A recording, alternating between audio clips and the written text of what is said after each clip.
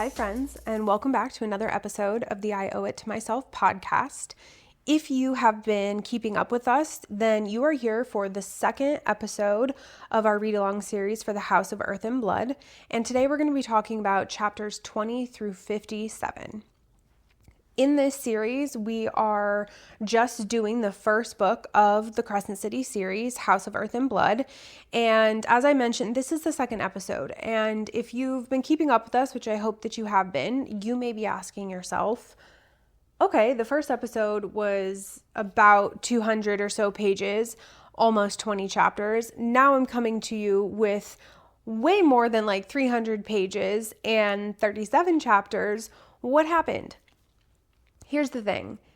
If you've been listening to episodes so far, you will kind of understand how I approach the way that I record. If you are new here, one, please go ahead and listen to a context episode to make sure that you understand how I'm going about this podcast and what to expect along this journey. And I do want to thank you for being here. But the one thing that I always say when I record is that I want to be able to keep it really organic.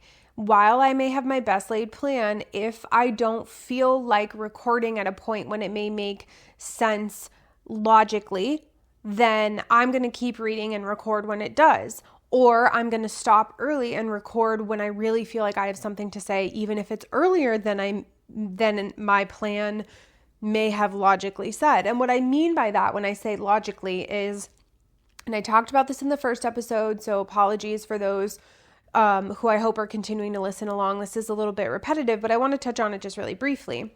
For this book, I said this is an 800-page book. It is a big, big, big book, and for me, it's one of the biggest that I'm going to have read in a long while. It would make sense to do a recording every 200 pages or so, or even every 25 chapters, because it's about 800 pages or 100 chapters in the book.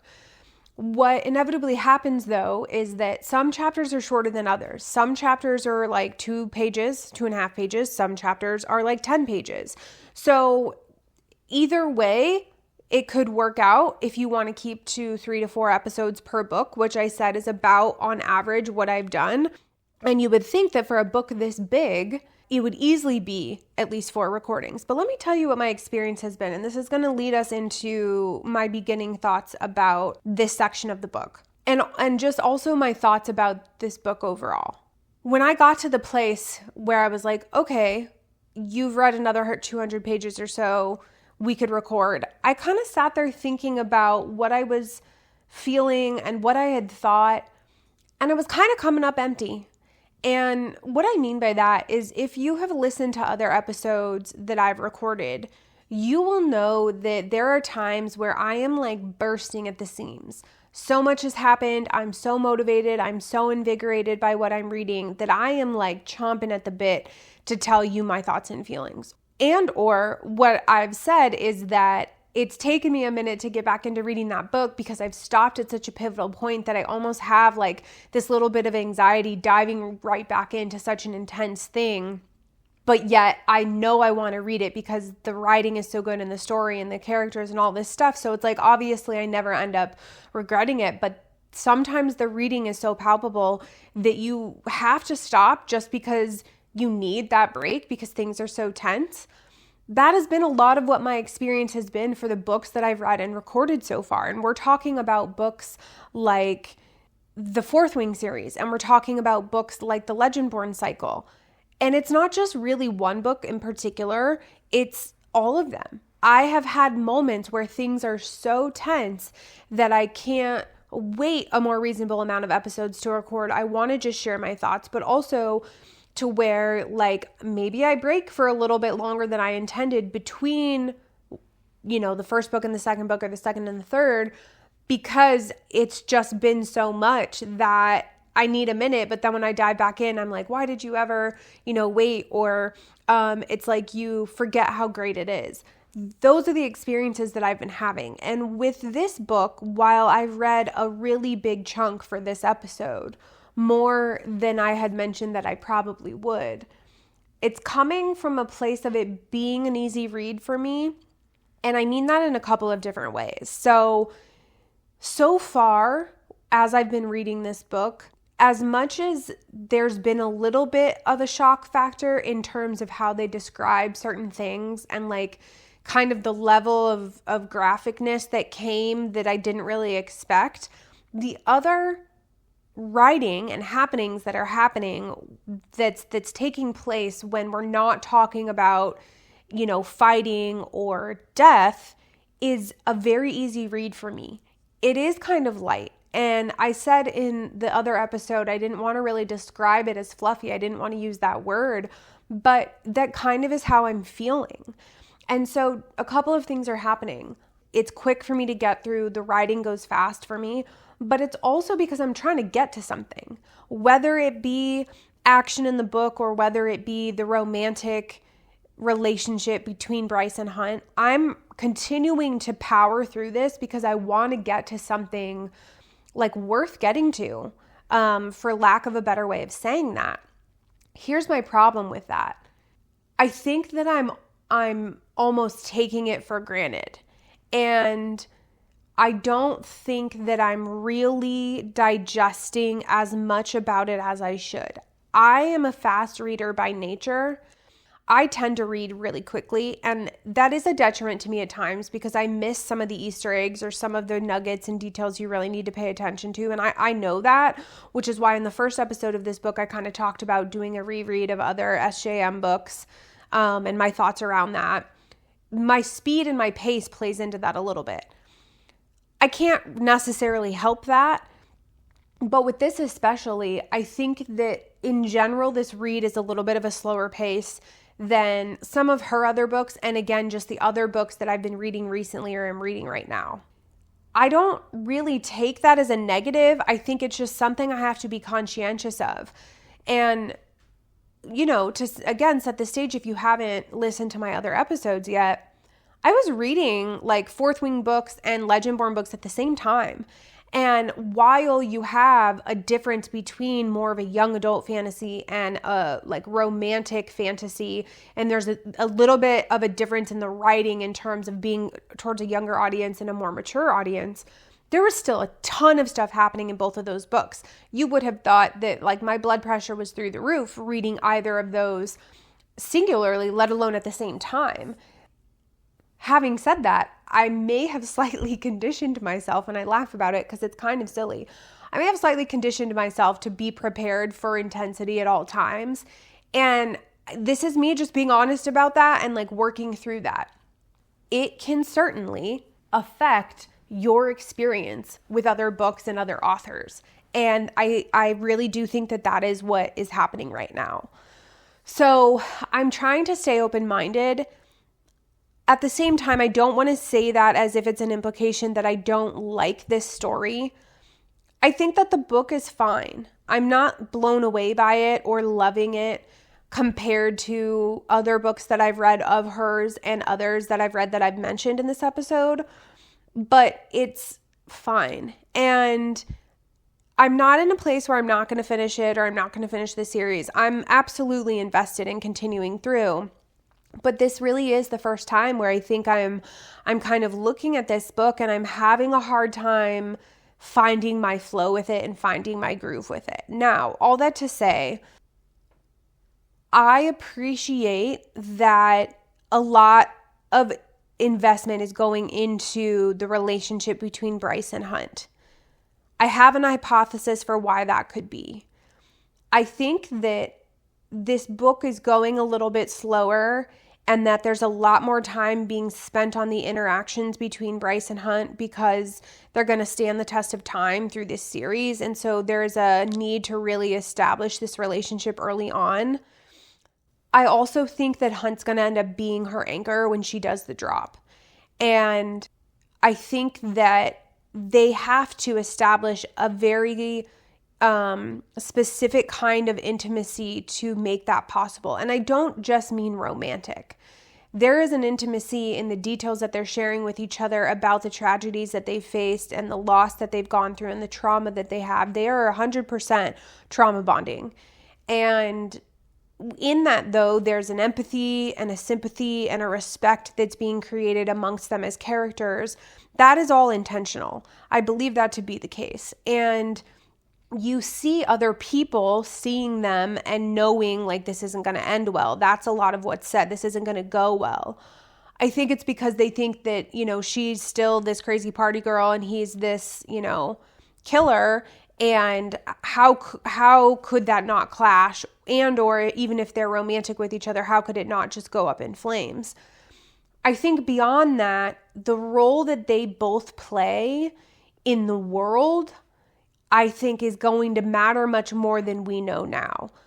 In these chapters that we've read, there is being foundation laid, and I mentioned this a little bit in the first recording, but it's come through in these chapters that I've read since, which I'll talk about in a second.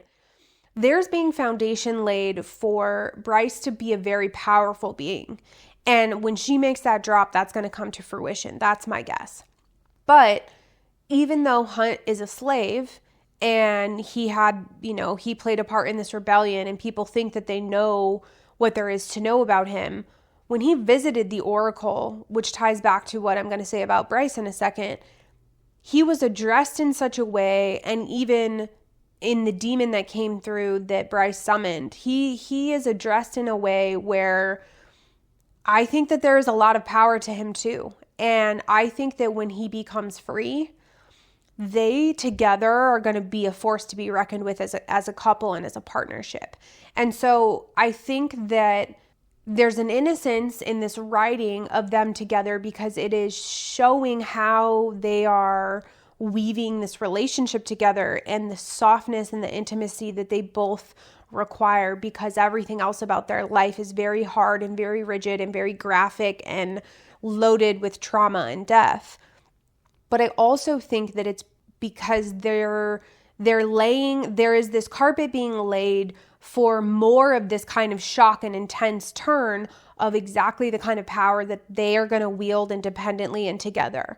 Now, Hunt already has a lot of that power. It's just in the nature of what he does and the way that it's talked about how people fear him and look at him and all of this stuff. But he obviously is constrained because of being a slave and all of this stuff and being owned. I just think that there's going to be this shift, and when that happens, the way that people interact with both of them and the part that they play in this world and the position that they hold both independently and together is going to shift pretty big. And so having this kind of soft lead-in to this romance between them, I think it's intentional for a lot of reasons, but I also think it's going to make this power hit even harder. That is my guess. All of that to say, a lot of what I feel like I've read has been a majority about their relationship evolving and very little about the actual case at hand. We do get chapters that speak to what's happening, right? There is progress being made in regard to the murders that they're trying to solve and this demon on the loose and who is, responsible for it and all of this kind of stuff. What I've always had a little bit of an issue with is when a main character who doesn't really have any business knowing certain things or progressing certain things, being the one to always uncover important things. That is exactly what this was set up to be when the Archangel Micah came and said, Bryce, you're the one that was there and that was involved when Danica and her friends were killed and when this demon was first on the loose. You have access to people that we as government officials aren't going to get the same reaction out of, and we need your help. I'm fine with that because I understand that. She has been, labeled as this party girl, and with everything that we knew up until the point of that happening, it does make sense. But what gets me a little bit is not in the way that she moves. I actually think that it's important to see that. It shows her strength. It shows her bravery. It shows that people trust her or revere her, and that sows respect from Hunt to her, and also shows how seriously wrong he was in the way that he viewed her and the assumptions he made about her. There's a lot of good that comes out of seeing that side of her in relation to how Hunt then starts to think about her. And that's a side of their relationship building that I like and I'm okay with. But what gets me is there have been several other deaths that have happened from when Hunt and her started partnering together to where we are now. And they've gone to the murder scenes, right? And we've seen different reactions and different things happen out of each of them. But there was a point in one of them where Bryce is looking at this map of where they have happened. And she's the one that says, hey, I don't know if it's lee lines or ley lines, but she says, hey, where this is all happening, these ley lines are under the city, and they're likely using that to reinforce their power to summon this demon. Of all of the people, right, somebody who's not inclined to be a detective, somebody who's never thought about who killed Danica and her friends a day in her life because she held so fiercely on to the fact that it was Briggs and the guy, it was him and he was the one that was convicted for it. She held on to that with every fiber of her being, probably for just the sake of survival. So she never went back and questioned, how did he do it? Why did he do it? That we've seen in this monologue of hers and her thought processes and in this story so far. They haven't mentioned her rethinking about it. Her thinking about Danica and the loss, sure, but there was no question she gravitated towards the fact that it was who they convicted.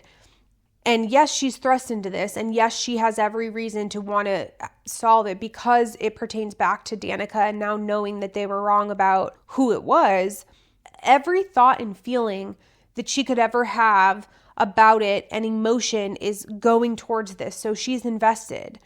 But of all of these people who are on the front lines every day, who are killing people, who are fighting, who are investigating, not one of those other guys there had that thought before she did. She was the one to have the thought and kind of break the news. And that is just the piece that I have a little bit of a hard time with.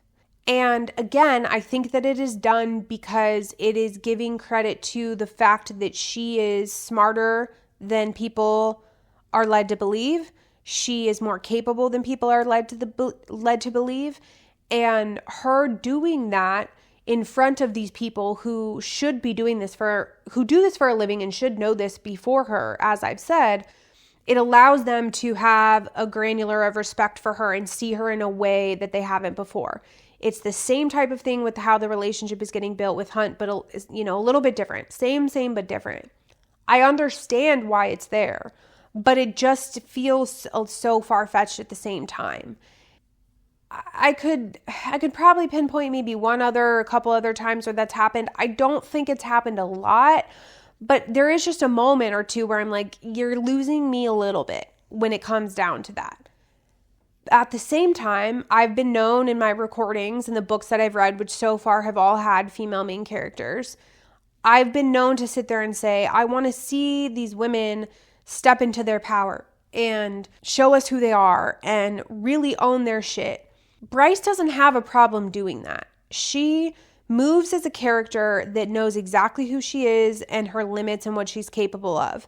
And I think I go back and forth with her because we see that, but we are also shown so much about her softness, right? And her humanity.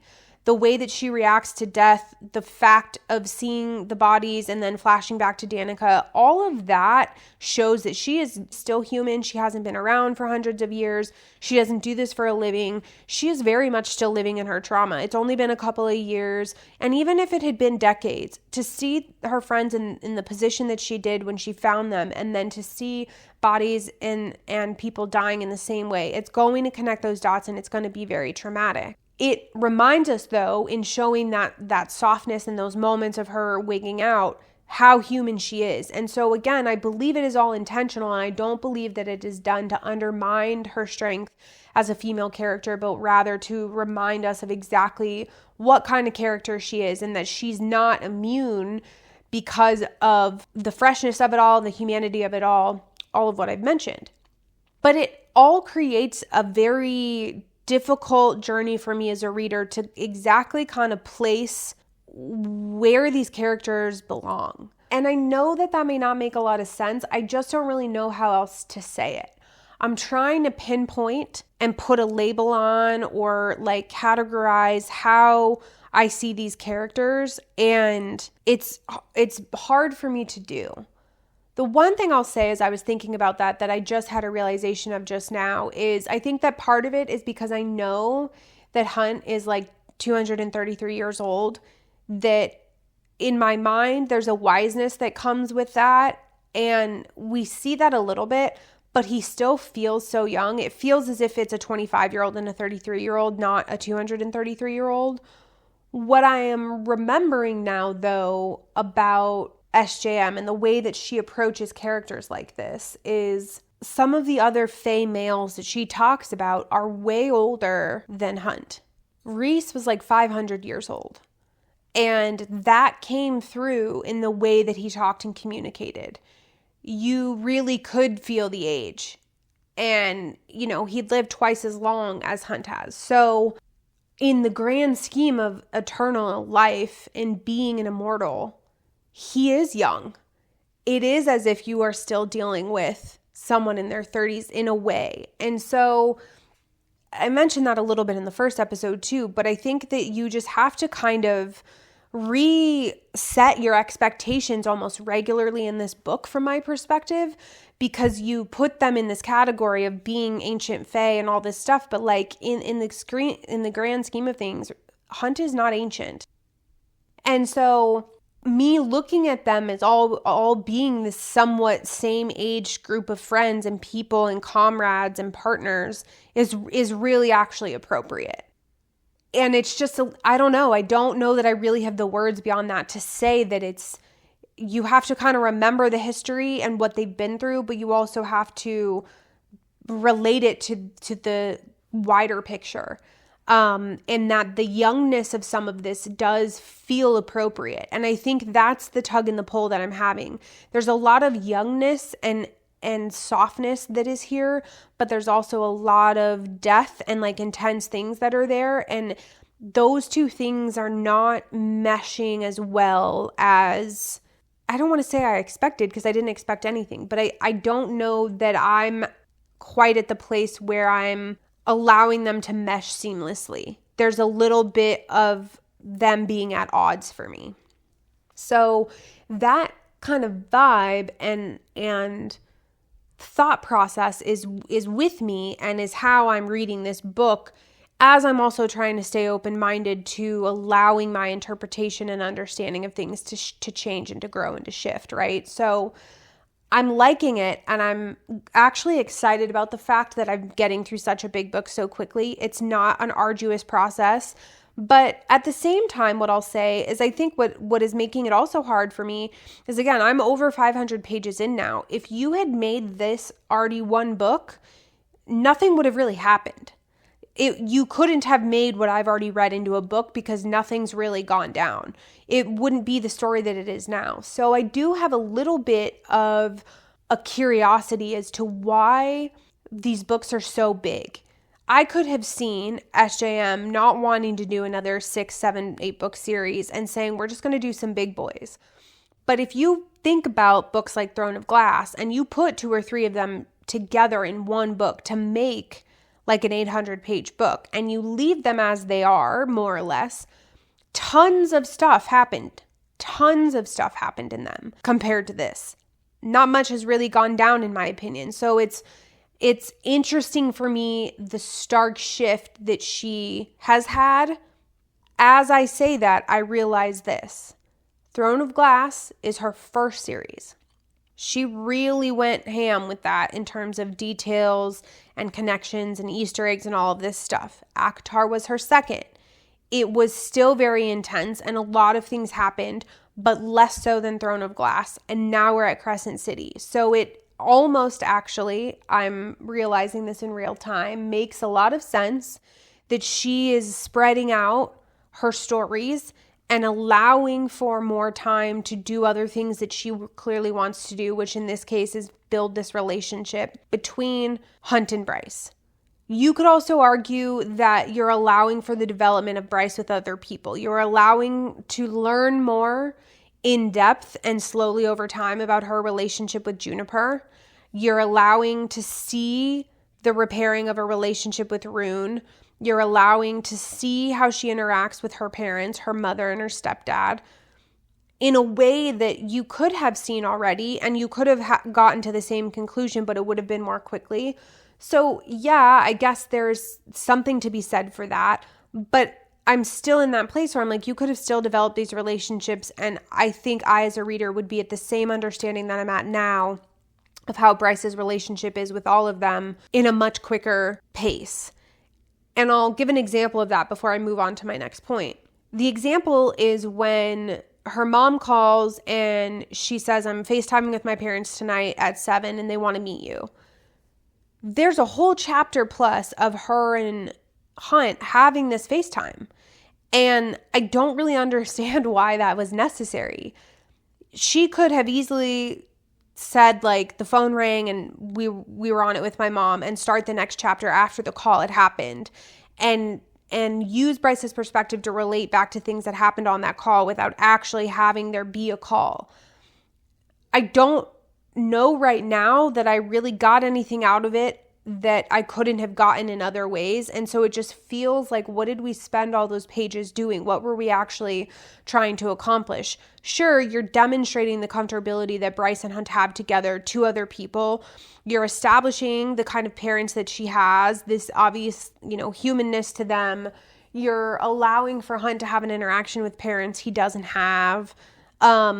Okay, but again, you could speak to all of that and still get across the kind of person that her mother is and her stepfather is without that. So I don't know. I'm at a place, at least now, where I recognize I'm early on in this series, but I'm more than halfway in this book. So I don't want to be too overcritical, but I'm just feeling like there's a lot of unnecessary stuff happening. And I really am curious of what the motivation is to why SJM has spread this out so much and kind of dragged it out. I haven't looked into it. I haven't researched if she does interviews on it or talked about the differences in writing style and approach. Maybe I will. And again, it's not in a place where it's deterring me from going back to read, because I definitely want to know what happens, and I'm curious of how these characters are going to evolve. And I'm really curious if after this book shit picks up a ton in 2 and 3. But this is just the thoughts and the feelings that I'm having of where I'm at and what I've read so far. Now, the other thing that I wanted to comment on is I wanted to comment on the Sabine of it all and the interaction with the wolves. A big moment happens in these chapters, in this chunk of the book that I've read, where Bryce and Hunt go to the wolf's den where Sabine is, and she sees, obviously, many of the wolves who were involved with her friends that died, and the reception is really, really rough, as we knew that it would be. She sees Ethan, who was Connor's brother, which is also a really tough interaction, and then they see Sabine. I'm okay with all of what went down because it makes a lot of sense, and it was hard for her as a character to go, and you kind of needed to see her trying to go through these hurdles even though she doesn't want to. And you see her get beat down, which isn't great. I don't love that, but you also see Ethan on two sides of the same coin. He says, hey, you never deserved Connor's love and care. But then you also see him curious about what she's saying, curious about what's happening. You see her warn him. You see him be receptive to it. There is a softness there. And I think it's a seed being planted for him to be an ally at a time when it's going to matter. And I'm locking that nugget away for later. He wasn't as completely cold as he could have been, and that's something to pay attention to. The other interaction that happens in these chapters that really stood out to me was Hunt gets attacked. They make it out of this interaction with this Crystallis demon. Micah totally does the thing to Ashes. And somebody, I don't remember if it was Hunt or Rune, is like, hey, we needed to examine that corpse. It's interesting that Micah didn't want that to happen. He was like, I don't want press. I don't want anybody to know anything about it. I think you could say he's so fearful that people are going to find out that he was attacked by one and almost died, and that he was the one that Bryce saved.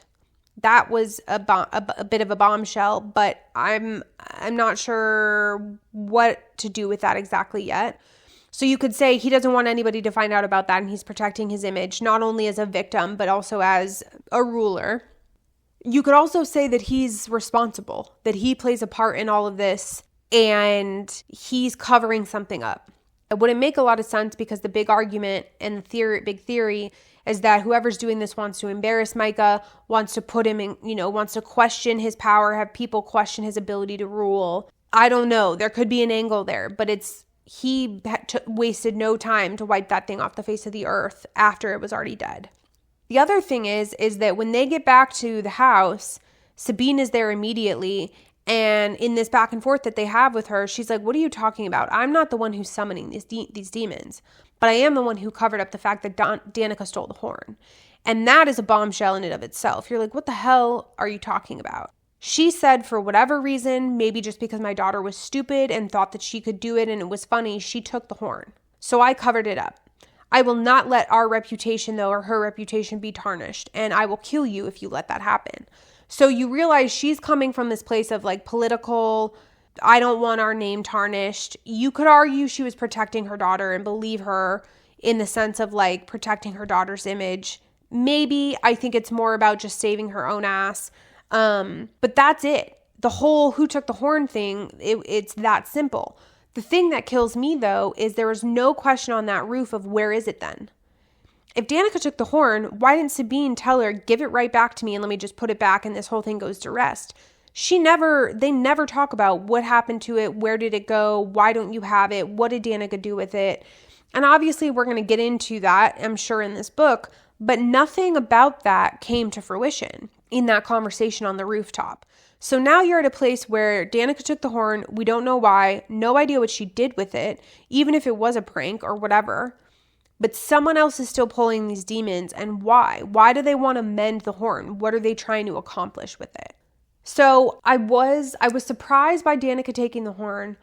I was more surprised by Sabine and her reaction, because in my mind, I was convinced that Sabine was the one who did it. When the Oracle told, or when Bryce said, like, basically it's close to home, you go through your list of who it could be. I thought that Fury was going to be somebody involved, and the jury is still not out on that, because Fury has been mentioned a lot and she's not around at all. So there's something going on with her. But I then was like, okay, Sabine did this. And they get to that conclusion in this book, and then they go through this process of trying to figure it out, and they realize that it's not her in terms of the murders, and they let that theory die out and put it to rest.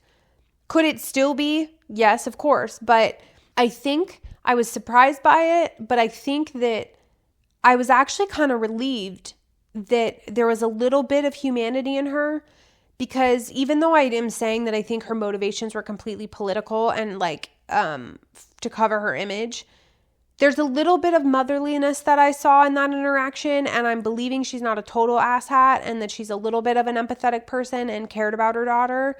And that is also something that SJM has known to do with mother figures. So I'm a little tiny granule of sand soft for Sabine in that way. And I'm okay with her not being this crazy psychotic murderer person. Is she going to fully be an ally? Will Ethan help her to be one when they need it in the future? I don't know yet. But I think that's a tiny Easter egg to pay attention to. The main things that really stuck with me beyond that is the Oracle interactions and the interactions with the demon.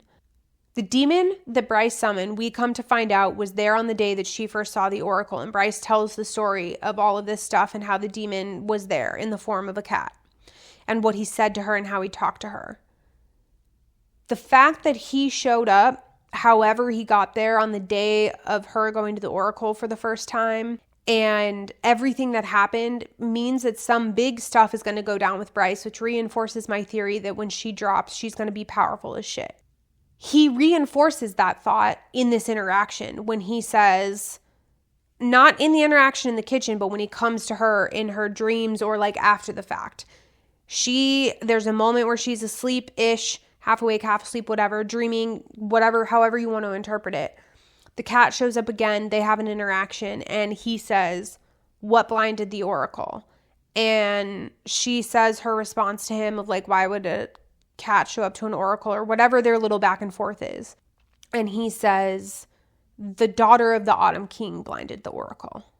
And it's like, okay, yeah, she is the daughter of the Autumn King. Some people know that. He's a demon. He has powers beyond. So he obviously, like, she doesn't seem that surprised that he figured it out or pieced it together. But then he says, like, once you make the drop, come see me and we'll finish this. He knows something. There is something prophetic. There is something that is such a big deal that this guy, this demon, knows. what part he plays, whether he is fully of his own mission and has his own agenda and it's all evil and terrible, I don't know. Is he kind of on her side, kind of not? I don't know. The fact that she blinded the oracle in her interaction, she never actually got her like prophecy, means that we don't actually know what her future is. But the whole thing about the horn is they say not light, not magic will heal it. Fire is heat, it's light, it's power. Blinding the oracle, you could say that Bryce is the light. And I've had this theory that Bryce is the light and that she's going to be the one that's going to end up healing the horn. And that maybe somebody thinks that it's this synth drug. A lot of them think it's this synth drug. Could that be the case? Sure. But I think that Bryce is going to end up healing the horn, not knowing it. She's going to end up having power to wield it more than her brother, because he only says, I have a drop in the bucket. Like, I couldn't even use the horn if I wanted to. She's going to come out and be a force to be reckoned with and use this damn thing. Is that going to all happen in this book? No. Is Bryce going to drop and get her powers in this book? I think yes. And I think the next book is going to go down this whole rabbit hole of like everything. But there is something there in regard to her interaction with the oracle and with this demon. Now, when Hunt goes to see the oracle, she ends up saying, you need to stay away from Bryce. He doesn't hide that from her. He says, why does she say that? And Bryce says, well, it's probably because I pissed her off, right? I blinded her, whatever. But they don't even go into it. Bryce doesn't question how that happened. Hunt isn't like, how's that possible? What does that mean? What could it mean when you make the drop? Now, is he going to start asking those questions when he knows that she's the daughter of the Autumn King and not just a distant relative? Maybe. But it just feels like there's stuff that's happened that people aren't asking questions about. And it's like, why aren't you doing that? And obviously you could argue, well, they're dealing with murder and all this stuff on their plate already. Like, they're not really worried about what they can't worry about. I don't know. It's just hard for me not to think that many steps ahead of like, how are people not seeing this and why are they not questioning it? There's a lot that could happen with what will happen when she makes this drop, and who her anchor will be and what that means for their relationship together and going forward and all this kind of stuff, right? I'm interested enough to keep going. I want to keep going. I'm going to keep going. But this is the push and the pull for me. There's this feeling of like not too much is happening and it's taking a while to get to the meat. And then there's this thing of like, there's enough juiciness happening that I'm curious and I want to know. I'm just not used to it not being that fast paced. For over 500 pages, I feel like not a lot has taken place and I could be eating my words. The rest of this book could go really fast and really intense. The other books could go really fast and intense. I don't know if I'm even going to look up people's thoughts about that. Are other people feeling the same way? I don't know. We'll see. But this is where I'm at with this right now. I think all of that to say, I don't want to commit to the fact that I'm only going to do one more episode for this book. If I know anything, it's that things could pop off and I could have a ton to say and I could still give you 2 more episodes over the last like roughly third of this book, even though I originally said I was going to do 4 episodes. So we're just going to stay open-minded. We're going to see what happens. But if anything, I promise to, of course, at least come and record and give you my thoughts when I have them and when I am ready. So all of that to say, I thank you for listening to the second episode of the read along for Crescent City for the first book, House of Earth and Blood. I am so curious of what you're thinking about, how you're feeling. Are you reading really long stretches like I am? Was it an effort for you to read this much and to come and listen to this episode? How are you feeling about the characters and the story? Do you have thoughts about it in relation to other books SJM has written that you've read? All of that stuff is on the table, and I really would love to hear your thoughts and know what you're thinking in regard to what's to come. So thank you all for being here, and thank you for listening. Really, really appreciate it. As always, I appreciate you, connecting with my socials and following along, and can't wait to come to you with the rest of my thoughts for this book. So until next time, friends.